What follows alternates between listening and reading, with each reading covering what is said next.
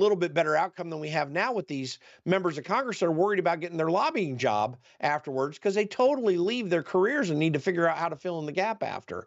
But Elon and Donald Trump really do understand how government has gone awry. Both of their businesses have gotten hampered, and Donald Trump has many more years of experience in this than Elon does, but Elon's had it come fast, where you have the government trying to tell you how to run your business, how to make things happen, and restraining you from going out and trying to be creative. They both have experienced this in so many ways. So, and the other thing is they've had attacks come against them through the years, and frankly, they're unfazed by it. So I think the chance of the bromance going away is pretty low, because so far I also see that their egos don't try to outshine one another. Donald Trump respects Elon for what he's done to become the richest man in the world, and Elon respects Donald Trump for going through this entire lawfare thing all the way to the point where he should be dead from the Butler, Pennsylvania incident, and which is what Elon Musk said was the thing that took him over the top. He was going to publicly endorse Trump, but that's what took him over the top to do it immediately. So these guys are joined at the hip in that regard, and it gives me great confidence for what they're going to be able to accomplish together. Yeah. Yeah. And, in the time we have left, Jim, it's funny you talk, we're talking, good old Reagan talk, right? And, you might as well just feel like I'm building a campfire, telling some old Reagan stories. Like, don't tell me what Reagan was. I was there. I lived it. And, they talk about tariffs. The fact of the matter is Reagan raised tariffs to protect U.S. automakers. Reagan raised tariffs to save Harley-Davidson. Harley-Davidson was going to be crushed by the Japanese motorcycle companies, and that was all being subsidized by the Japanese government to destroy Harley-Davidson. And the only reason we have Harley-Davidson today is because Ronald Reagan put those tariffs on. And, when they talk about free trade, Jim, free trade is one piece of paper, right? As soon as that's free trade. There shall be free trade. If you need more than one piece of paper, that's not free trade. That's a bunch of lobbyists going shopping. And right. So as in the time we have left, Jim, talk about how you see the tariff fight playing out, and will Trump be able to hold out and keep those tariffs on to bring back these manufacturing jobs? Listen, I'm glad you brought up the Harley-Davidson and U.S. automaker incident, because fundamentally, kind of the free market wing represented by Milton Friedman always has said tariffs are bad. And to be candid, I'm not a big fan of tariffs per se, but what you brought up is really important to this discussion, because what we're under is not a free trade regime where if the United States will just have lower tariffs, everything's going to be fine. That's not true. There are predatory practices by other countries to try to take down our own industries. And back then, it wasn't just the automobile and motorcycle industry that Japan was trying to take down. They were in the beginnings of trying to take down our steel industry as well, which, because we did not react well enough to it, we've seen the demise, or at least the near destruction of U.S. steel here in the United States. What tariffs need to do, and what I believe Donald Trump is effectively doing and rightly doing, is getting us on an even keel with other countries when it comes to tariffs. He's talked about reciprocal tariffs. He's offered countries, we'll go zero tariffs both ways. If you're willing to do it, we're willing to do it too. You can have full access into our markets, just let us have the same access into yours. And that would be a very healthy thing. The next step in tariffs, the next step in international trade, is to get us to a place where trade agreements are not run by the WTO or even by the USMCA, the replacement of NAFTA. They're run by unilateral agreements between countries. We need to have an even-keeled tariff structure with every free country out there that's willing to allow their citizens to thrive. And then I believe for political purposes, not for corporations, not a corporatist approach, but for political purposes, countries like China that are using slave labor and even experimenting surgically on some of their citizens. I mean, that I'm giving the worst examples. Then we need to look at countries like China and say, listen, if you're not going to give freedom to your people, then we're not going to give you full freedom to our markets. That doesn't mean we close everything down, but that should be the only thing that we look at when it comes to tariffs. Otherwise, we should be moving to zero tariff structures if we can with all countries. Donald Trump is the guy to break this system that is a vestige of World War II, where we give all the other countries that we trade with all the benefits. We reduce our benefit from those trade agreements because we're supposed to be helping them rebuild. Well, that may have been a decent strategy, possibly, right after World War II. It is no good right now where we've got countries truly wanting to take us down as an economic world leader. Yeah, well, listen, you brought the high heat fastball today, Jim. I really, yeah, you're throwing inside with some chin music. That's fantastic stuff, man. Great stuff. Listen, when it comes take Ontario, right? In 1979, the U.S. had 1 million auto workers, and Ontario had 135,000. Today, they have 100. Ontario has 150,000, and we've got 300,000. Like, Ontario doing great. Frankly, I want Ontario to be farms. I don't even understand why they have auto plants. I don't understand why there's a single factory in Ontario, because they talk about being great trading partners with all these American states. Look at all the states that they're trading partners with. Michigan, Wisconsin, right? Minnesota. It's the Rust Belt. Ontario has gutted and filleted our upper Midwest, and they're just bragging about it. So right across the river from Detroit, even. I mean, the people don't realize that, but right across the river from Detroit. Yeah, man. It's so anyway, Jim, where can they find you? And thank you for joining us at Washington Desk. Where can they find you? Go to theconservativecaucus.org. Click sign up on the top right. You'll get into the mix. We'll let you know how you can get things done in your area and how you can help us as we go on this quest to advance the MAGA agenda these 4 years and after. All right, fantastic. See you next week, Jim. Be good.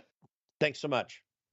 After the break, we're going to have a report from WorldviewTube political correspondent Mark Naughton, who is outside the district offices of Republican New Jersey Congressman Jeff Van Drew, where there's roughly 500 people protesting.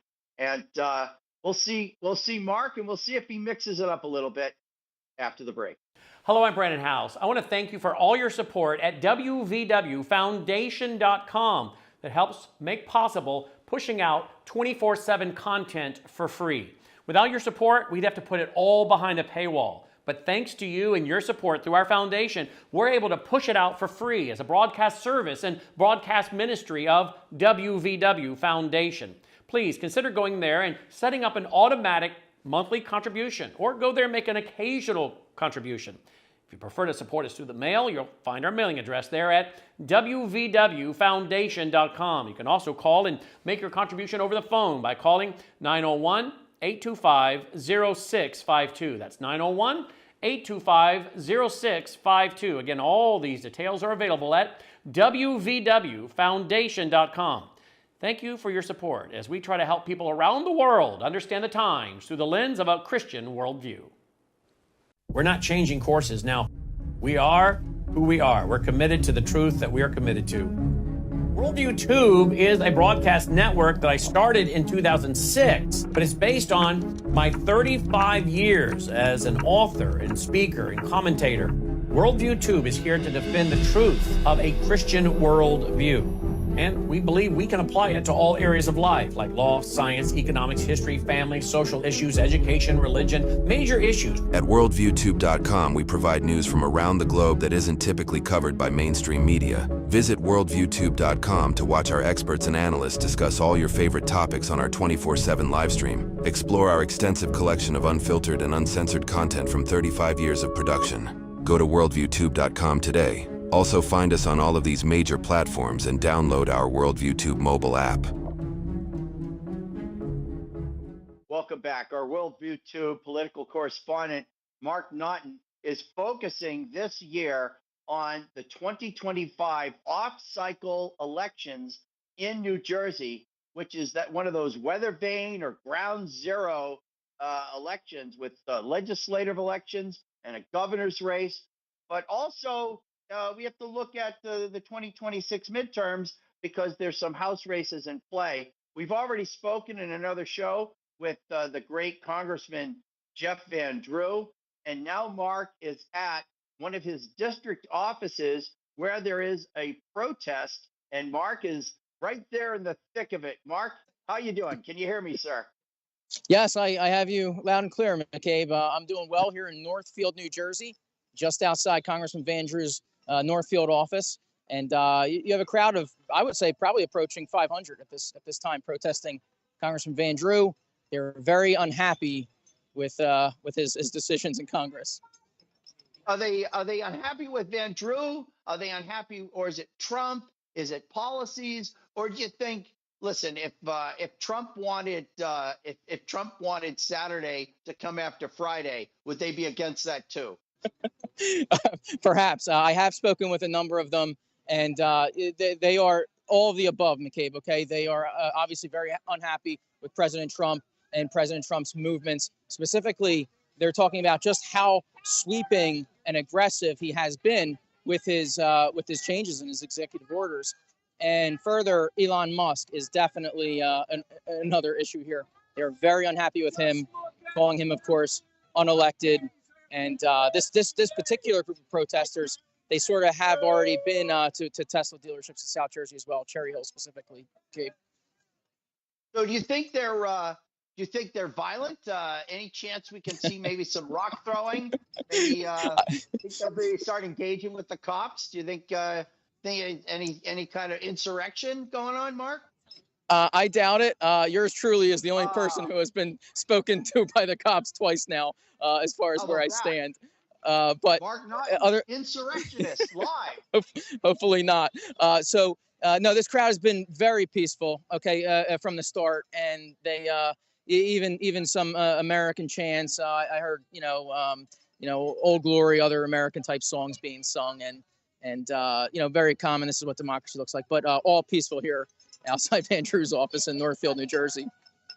Well, New Jersey's been a blue state really for a generation, really since, it was a tight race in '92 when Bill Clinton beat George H.W. Bush.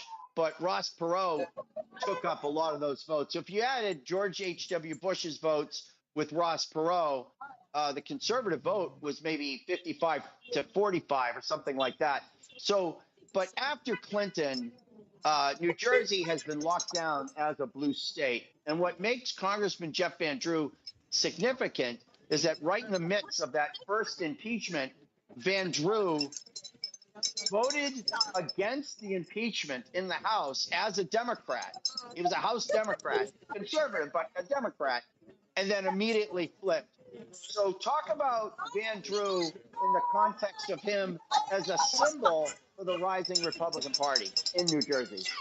Yes, this protest, they are very unhappy with Van Drew specifically, but it has seemed that they have moved on from his flip. Now they are just concerned about his support for President Trump, but because there are Republicans who don't look at Massey, right? So, but Van Drew has been a supporter since he flipped. It was part of his flip, and so yes, these protesters are very unhappy with Van Drew specifically, and of course all the above with Trump and Elon Musk here. Do you get the idea that any of these people are federal workers who might have some free time on their hands? I have not heard of any of them being federal workers, but I may speak to some of them and try to find a federal worker because in this district there are several federal jobs. The largest federal employer being the FAA. Okay, so the Federal Aviation Administration Howard J. Hughes Technical Research Center is just a mile down that road right there. In fact, even fighter jets were flying overhead just before we went on here. So this area will see some cutbacks as far as federal employees if they haven't already. McCabe. You think those fighter jets were the Trump administration show of force? Was intimidation, or So I don't think so because they, you know, Let's just go with me. It was, you know, interestingly enough, though, it was one, and it did have fuel tanks attached. So we may hear it again in a few minutes. So perhaps it needs to make a second pass. Okay. Oh, all right, very good. So talk about the police presence. Is it county? Is it local? Is it state? Who are the guys? Who are the guys here, and what's their attitude? Yeah, Northfield Police. They've already spoken with me twice. So as far as where I'm standing, but also the Atlantic County Sheriff's Department here, and that is a Republican-run Sheriff's Department here by named Sheriff Tokyo Joe O'Donohue. So I do Hold see on. Yes. Hold on. Tokyo Joe. Very, yes. He's half I believe Japanese and half Irish, and in fact he's a local legend because he is the reason that cops in New Jersey cannot carry nunchucks. So he there was an AG policy that came out and says no, you cannot carry nunchucks, as he used them. On. Yes. Is that something Tokyo Joe? Would Tokyo Joe have nunchucks on the beat? Yes, and he is responsible for that action where he can't. The cops in New Jersey can't carry nunchucks anymore, McCabe. Wow, that seems like he's a local legend. Like he's a legend. It seems like a threat to public safety if the cops can't have nunchucks. Right. What do you care what you get struck by? You know what I mean? It's like it doesn't. Who cares if it's a billy club or a nunchuck? I never cared. Right. So, all right. So, are the police there? So they've been very aggressive. Before we came on the air, looked like they wanted to make you a statistic. Like they were going to wrap you up. Are they being tough on the protesters or just members of the media? No. It seems they're really interested in just keeping this sort of access way. Excuse me, this roadway to the parking lot open for cars. Oh. I get it. You know, it's just, you know, I do this professionally, and it's always, hey, can you move over there?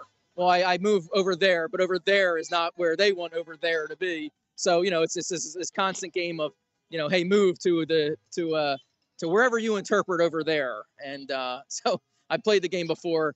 I've already been warned twice, but at the moment, I think I'm in the right over there, McCabe. Is there any chance we could get you arrested on the air? Because that would be real box office gold. Depending on the pay, but I'm sure there's plenty of people. If you do want me to check in with any people, McCabe, we can do that. Did you? Listen, we have some time. So okay. Can you grab one of these fine fellas and ask them what their beef is? Gotta go. Yeah. Come on in. So yes. I'm here with Elizabeth Trinidad. I live right here in the 2nd Congressional District. What brings you here specifically? We know Trump's bad. We know you're upset at Andrew, but specifically, what is the issue? I have been calling my congressman. He's the only U.S. congressman I have. I have been calling him 2 to 3 times a week for the last few weeks, very politely asking questions that I think are fair. He's the only one. I have been asking questions that I think are very reasonable, and no one has gotten back to me. Okay, so your issue is Vandrew is not picking up the phone. He's not hearing from you. No, it's not that he's not just hearing from me. He doesn't want to hold any town hall meetings. The Vandrew team, I almost said the Trump team, it's the same thing. Vandrew's office told me he doesn't want to hold any in-person hearings because he doesn't want anybody to not be able to attend. Thank you. McCabe, right, I just want to show you. Let me go here because that young MAGA kid is with the police now. So let me see if we can get a little closer.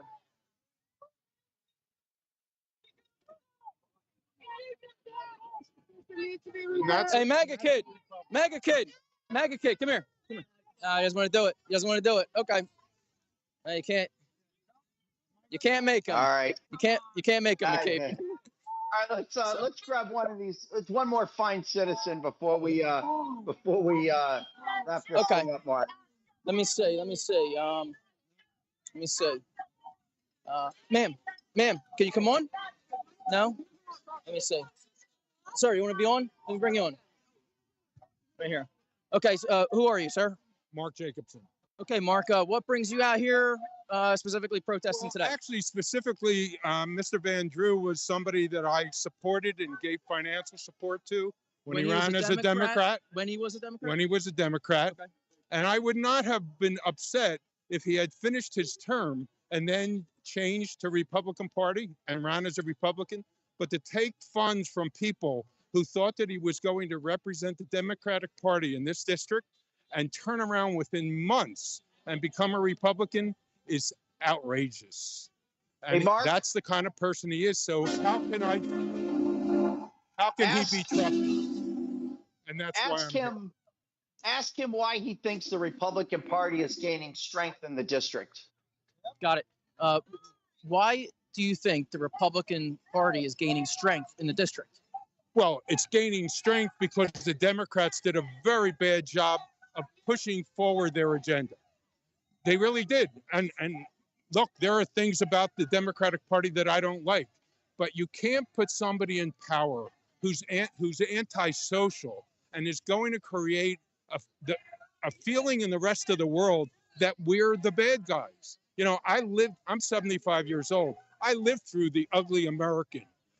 We don't want to be that way anymore. You're going to end up making it so that we're on an island. We are surrounded by, not surrounded, we have water on two coasts, but we don't want to be separate from the rest of the world. We want to be a part of the global economy. We want to be a part of what's going on in the world, and we want to be leaders. We don't want to be isolationists. If Trump's not stopped, what is America going to look like in the next 4 years? It's Trump that's the problem. I don't have a problem with the Republican agenda as much as I have a problem with the messenger. The messenger is really, he's a mess. I watched CNBC today, and there are people who were supporters of Trump for months and months who are now saying it's not the policies, it's the person. Wow. Thank you. I appreciate your time. Welcome. All right, Mark. Of course, everyone should know that Mark Naughton and I host the Trump Tuesday space on X every Tuesday from 8 to 11. Mark, where can people find you? Which station? Yes, you can find me. X is probably the great rabbit hole to find me. It's at Mark Naughton 9, number 9. But by the time you get to NA, I should pop up, McCabe. All right, fantastic. Mark Naughton, thank you very much for joining us on Washington Desk, and we'll see you next week. Thank you, McCabe. After the break, we'll talk to Harley Lipman, who is a senior advisor at Columbia University, about the student from Columbia that the Trump administration is trying to deport because of his support for Hamas. We live in uncertain times. In fact, we live at a time when our own governments all over the world are warning us that there could be big problems with our power grid. World War III seems to be right on the horizon. Let me ask you this. Do you have a satellite phone? Should communications go down with cell towers? Do you have a satellite phone to get a hold of that college student or your spouse who travels, whatever it might be, to get a hold of your senior adult parents? We have satellite phones at WorldviewTalk.com, and you get the satellite phone for free when you sign up for their very reasonable payment programs for the service. Sign up for the service with a reasonable contract, get the satellite phone for free. WorldviewTalk.com. You'll also find they have, well, what I now have, which is a solar generator. Yeah, I have a gas generator, an LP propane generator, but what if that goes down? I want to back up to my backup. So I now have a solar generator as well. You'll find them at WorldviewTalk.com. Check it out today, WorldviewTalk.com.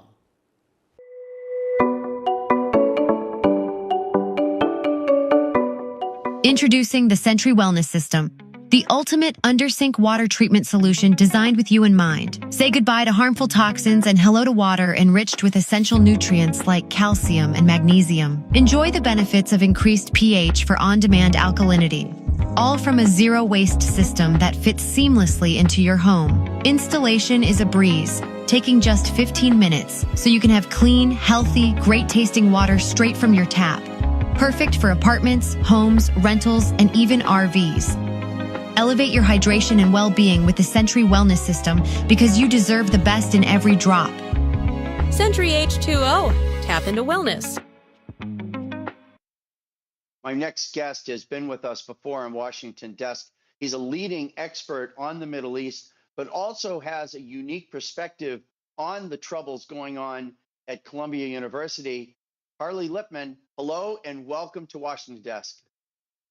Thank you for having me. Hello to you.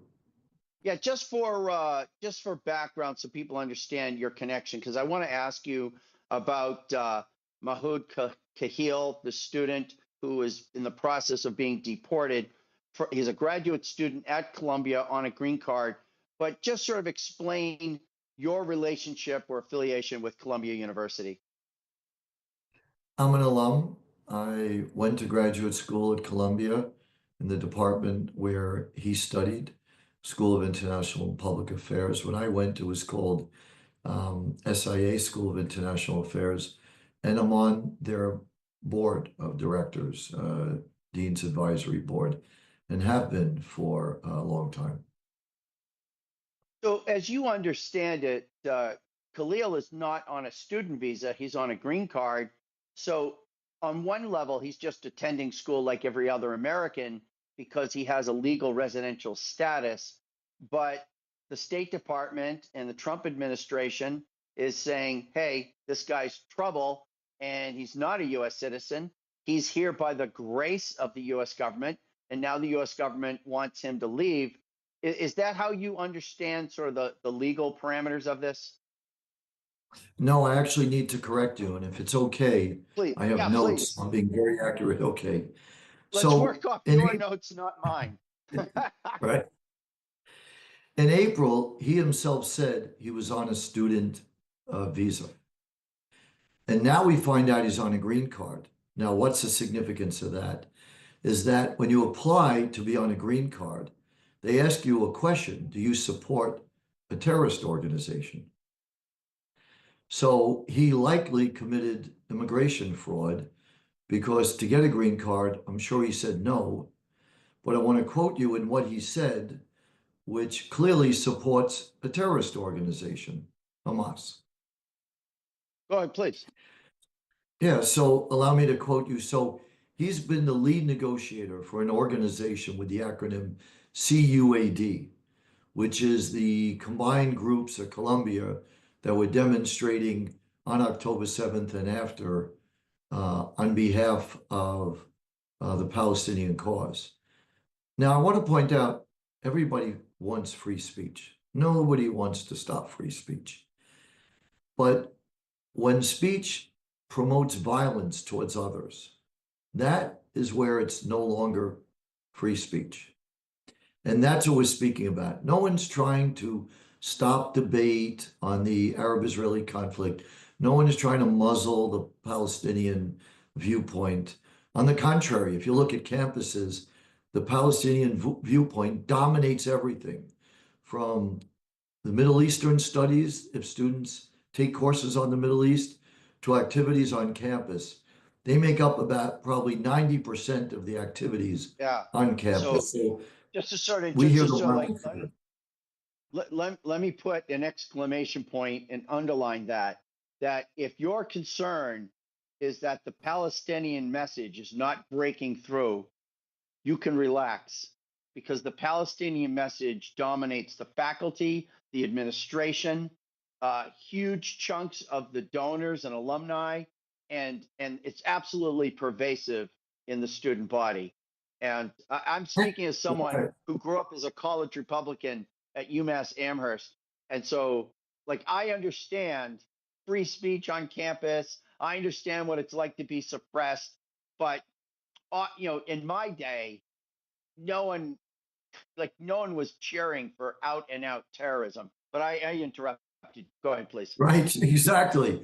Well said. Also, when I was a student at Columbia, and I pointed it out, I never experienced any anti-Semitism or any hostility or discrimination. And I had intense debates with Palestinian students and with people defending the Arab cause. But it was always respectful. We agreed to disagree. And it was always on a civil, open level. It was wonderful. I mean, I look back with wonderful memories of It my was time as a student. it was what we used to call the marketplace of ideas, which is the phrase everyone used back then. You know, in Colombia, Colombia's what, just under a quarter Jewish. It's you know, Much less it's than so that now. Much less oh than that. really? But Yeah, it's maybe in its declined. heyday. Certainly, I know that I grew up in Massachusetts, although I've lost my accent. The owner of the New England Patriots, Bob Kraft, has spoken very painfully, with great vulnerability about how much he loved his undergraduate days at Columbia. He's given tens of millions of dollars to Columbia, and he says he's in absolute pain over what's going on there. And I mean, you must be going through this too, because when you were a student, I'm not going to guess your age, but I'm sure there was stuff going on that, like, the Middle East has been a hot topic on campuses going back 70, 80 years. And so, yeah, there's going to be discussions, there's going to be study groups, there's going to be protests or marches, but it was never like bricks in the window or a brick in your head type stuff. And if I were to drill down further, what Yeah. happens is, I don't know if I'd call it a brick in the head. What they do is more subtle, but more frightening. They'll surround a Jewish student, typically a woman, and their only crime is being Jewish. And they're wearing masks or keffiyehs to hide their identity, which is frightening. And they'll surround a student with maybe 4 to 10 people, and they'll get very close to that student. And they'll start saying things like, you support genocide, or do you support genocide? What's your position on this? Do you know Israel is killing innocent Palestinians? You know, what are you doing here? What's your views on things? Very scary, very intimidating when that happens. So I think that's an example of what people experience in terms of anti-Semitism on campus. But I want to go back in a minute to the INS ruling, because you started with that about his visa. So I'm just looking at the statement from the INS. It's very clear. It says that visas can be pulled or denied for support of a terrorist organization. So what's happening is simply that I think the Trump administration sees that the universities are not doing their job. They're either unwilling or unable to do their job. So this administration is jumping in, and they're doing it for the university. So I want to start with that. And then you may have another question for me, but I want to go into the quotes to show that when they speak about the conflict, they're not speaking about peaceful resolution. They're not making a case for the Palestinian cause. They're preaching violence and destruction of the Jewish people in Israel. And I can give you very specific quotes if you'd like me to. Now I'm going to assume that they're brutal because these guys are absolute monsters. In the time we have left, though, could you just talk to me about what you think the road forward is, frankly, for your department where you're a senior advisor and for your school? Well, the university to enforce the rules that protect students, all students. I mean, I make an analogy. If there was a black student and a group of 6 students with white hoods on surrounded the black student, can you imagine what the consequences would be? Or any minority, could be an Asian student, doesn't have to be a black student. The university would shut down that type of intimidation, would probably expel those students justifiably. But when it comes to Jewish students, this is how you know it's anti-Semitism. There's another standard for Jewish students versus everyone else. That's how you know it's anti-Semitism. It's not that Jews are trying to get a leg up or looking for sympathy or anything else like it. They just want to be able to go to university like anyone else, study in an atmosphere where they don't feel threatened and intimidated. They want to feel safe on campus. It's as simple as that. But I do want to quote one thing, if I may, very quickly. So he supports the liberation, quote, by any means necessary, including armed resistance. He also says violence is the only path forward. That says it all. So if you're preaching violence, you no longer should have the right to freedom of speech A lot of people are trying to distort what's happening, but they're promoting violence. And that's the problem here. That's absolutely. Harley Lippman, thank you very much for joining us at Washington Desk. My pleasure. Thank you. One of my favorite places in the world, and certainly when I was growing up in Massachusetts, is Cape Cod. We'll be talking after the break with Cheryl Ball from Cape Cod Concerned Citizens about how policies at the State House in Boston and here in Washington are destroying the Cape Cod dream. Hello, I'm Brandon House. Melissa and I have been taking Bella Grace, this powerful elixir, since last fall, 2023. The results have been amazing. My hands would crack and bleed, deep cuts and cracks every winter for years. No matter what we did, we couldn't get them to stop cracking and bleeding. This year, I took Bella Grace, no cracking, no bleeding. My acid reflux, gone. Haven't had to take a Pepsid. My hair growth, the last 2 times I had my hair cut, the lady had to use thinning shears on my hair. That's amazing. We've also received incredible feedback from you, our listening audience, and the impact it's had for you. This is loaded with astaxanthin. That's a powerful antioxidant. Collagen, but top grade collagen. Studies show 95% of it is being absorbed in the body because of the way they develop it. Then we have something called cat's claw. That's an anti-inflammatory from a vine in Peru. It's the bark, and it's an anti-inflammatory. There are about 80 clinical trials on Bella Grace. Please get a subscription now and save. MelissaHouseBG.com.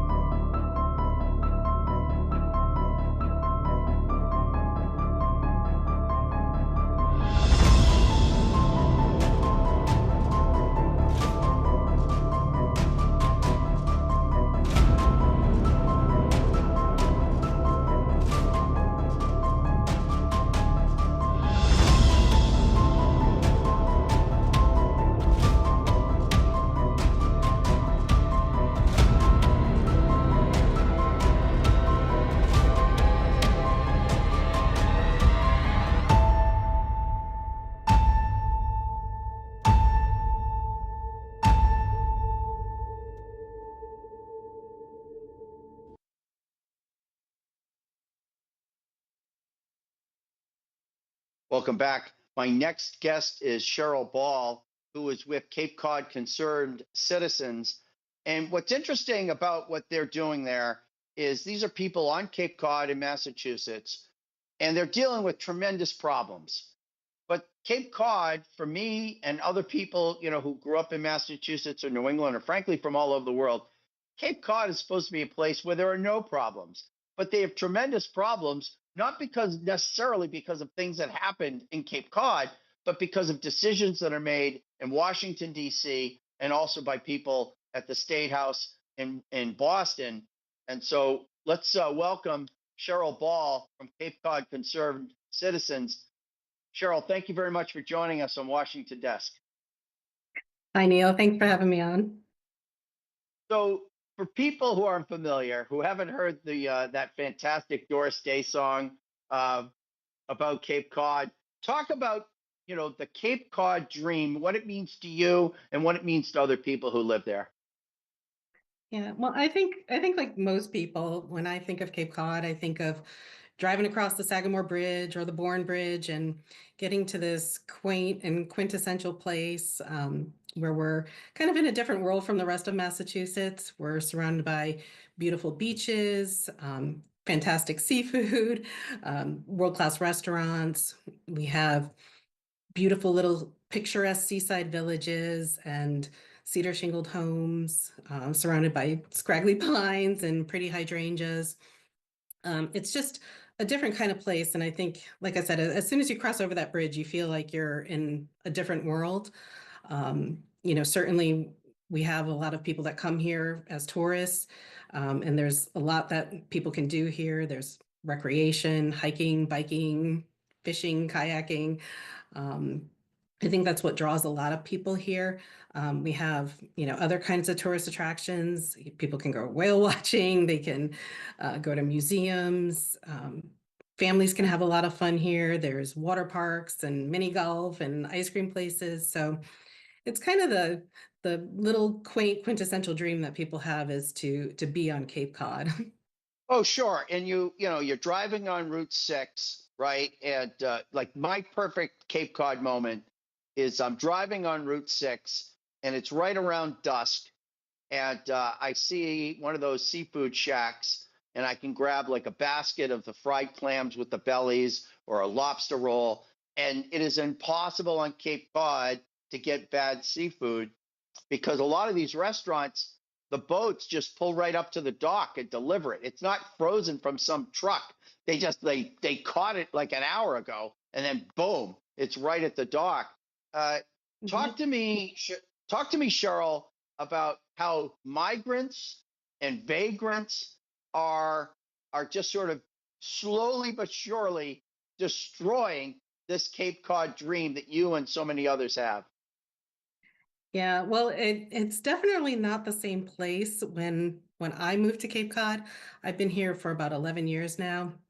And over the years, we've seen a lot of changes happen with the demographics here. I first became really aware of what was happening with the migrants and the immigration crisis back in 2023. At that time, I was just listening to the radio station and I heard the person who was doing the show talk about how they were going to be putting in a shelter at a place called the Yarmouth Resort, which when I heard that, I nearly fell over because I live within steps from where that hotel is. And our governor, Maura Healey, was going to be converting that into a migrant shelter and bringing in, hundreds of people. We didn't know from where. So I got myself educated on the whole situation pretty quickly. And as it turned out, that did not end up becoming one of the shelters, but we did end up having a shelter here in the town where I live. And it just really kind of changed my whole perspective on what it was like to live on Cape Cod. I started to open my eyes and see, all of the changes. We had the shelter here in my town, but then there were other shelters being set up. And then in addition, we started to see just, more and more of these people moving into our community. And it really started to feel like a different place. And crime and, as you're going on the sidewalk, you're basically having to step over all these junkies and winos. Yeah, well, the problem is kind of interesting. I think what's happened is with all this whole influx of population that we've had in our state, it's created a real housing crisis.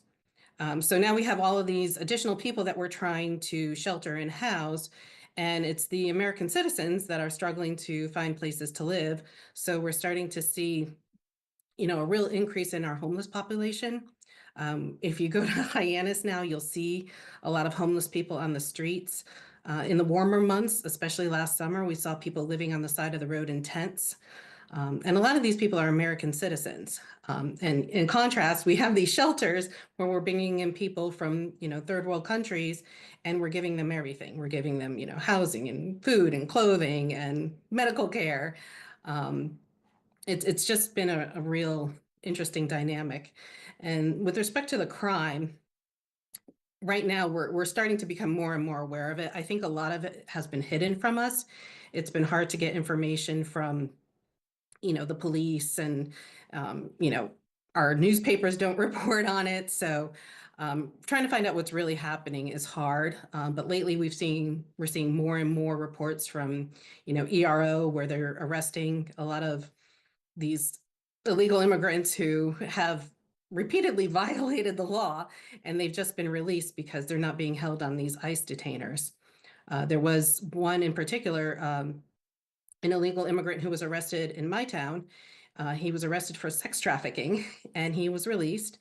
And just about a month ago, they picked him up again. ICE has him, so he will now be deported. But we're hearing these stories all the time, child rapes, indecent exposure, drugs, fentanyl, all kinds of incidents. Yeah, so this is not the good time that people are looking for when forget vacationing, but people who, people save and save and save so that they can retire on Cape Cod. And this is not the quiet, dreamscape that they promised themselves. It's got to be so frustrating. Yeah, it's drastically different, and also the cost of living down here now, mostly due to the housing crisis. People can't even afford to move or rent places.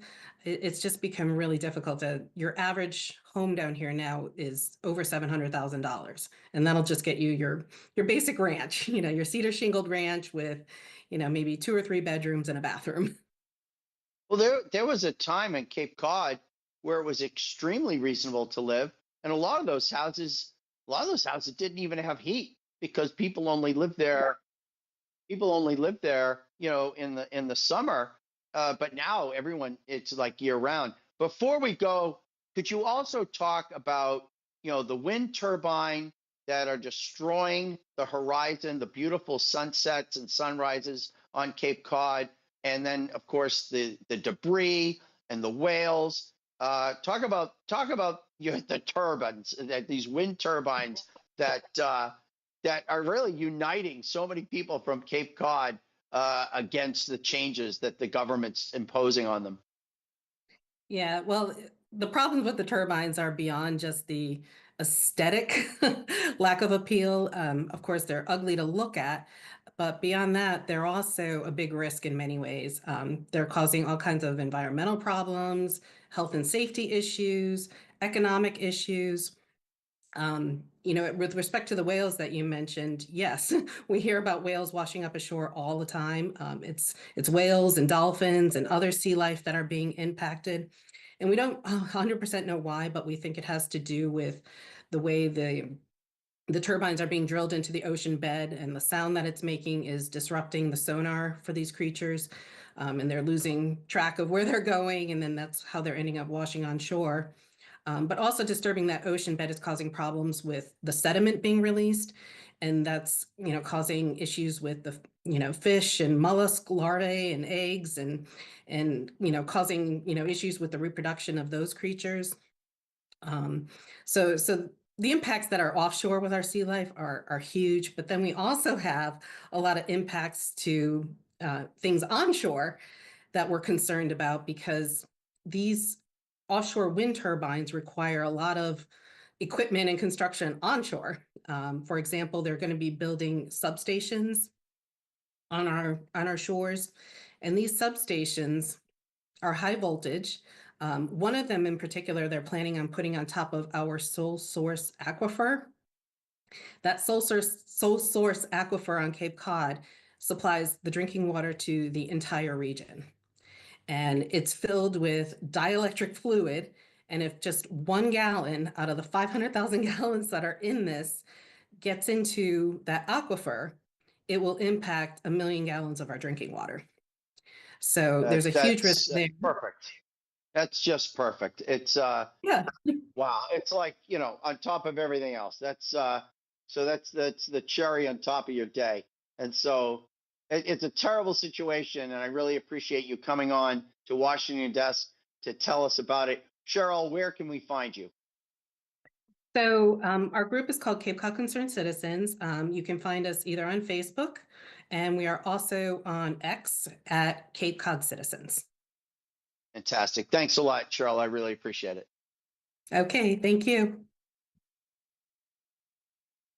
That's going to wrap up Washington Desk for this week. You can find me at Reporter McCabe, and we'll see you next time. Take care. There's really only one person in the world, and you've had him on the show, Dr. Mark Miller, who understood what would happen if you combined these 3 ingredients: the collagen, the Verisol B collagen, the asteryl astaxanthin, and the cat's claw. And each one of them independently are amazing, but when you put them together synergistically, they increase each other's power. And that's why we're getting all these amazing results. And the reason why they're so great, Brendan, is because When you take a look at collagen, you mentioned it, hair, skin, nails, but collagen also makes up 40% of the protein in your body, makes up your gastrointestinal lining. This is why you're not having to take Pepcid anymore. It makes up your joint spaces, your bone health, your teeth health. You need a good collagen in you, and we have the best, but it's because of the other two ingredients. Asteryl astaxanthin, 70 human clinical trials. And by the way, collagen, or Verisol B collagen, has 10 human clinical trials behind it. Astaxanthin is water soluble and fat soluble, so we can get and protect around the cell, but it can also get into the cell and protect inside the cell, where it sets up by the mitochondria, the powerhouse energy producing organelles. And when it produces energy, it's going to spit out some free radicals, and we need a great antioxidant to absorb those and scavenge those free radicals. And there's nothing better than astaxanthin. It's 6,000 times stronger than vitamin C, 3,000 times stronger than resveratrol, 850 times stronger than CoQ10, 350 times stronger than green tea extract. It is the powerhouse, the king of all antioxidants. And then let's not forget about the cat's claw. Cat's claw is the king of I would say from a standpoint of reducing and eliminating inflammation. That's what it does. It really targets that nuclear factor kappa B. Not really necessarily, that, but that's the pathway to your cells that causes us so many problems, because chronic inflammation in our bodies causes health issues. And when we can reduce and eliminate that, we have a home run. And that's what the cat's claw does. The astaxanthin is also an anti-inflammatory. Collagen also has properties of being anti-inflammatory. Synergistically together, these three are a powerhouse.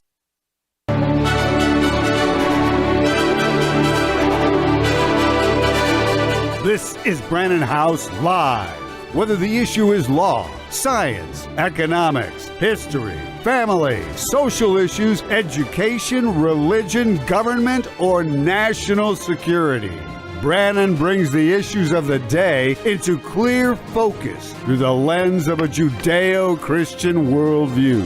And now, here is your host, Brannon House.